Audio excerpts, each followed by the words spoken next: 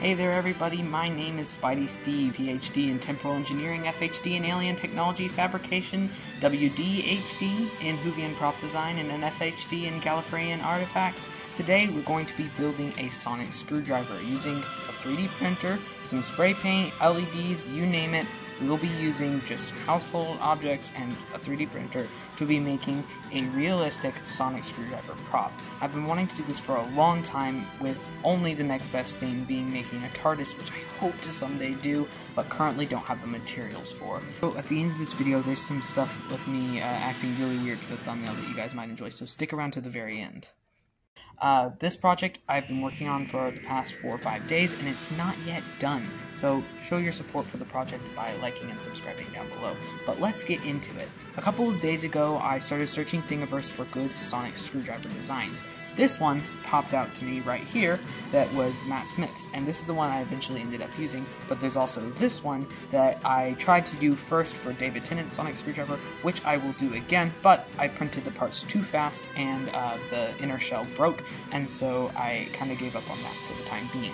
Also, it was too small to add lights inside.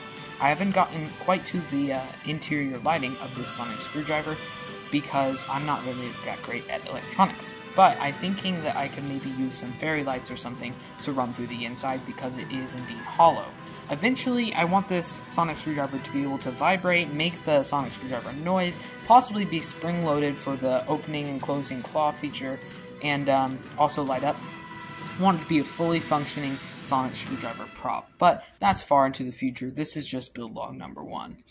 To start off, I 3D printed the parts and I spray painted them. I tried to attach them together, and they all seem to be fitting pretty nicely. The green core was a little bit hard to get in, but with some wiggling and finagling, I did eventually get it inside of the sonic screwdriver.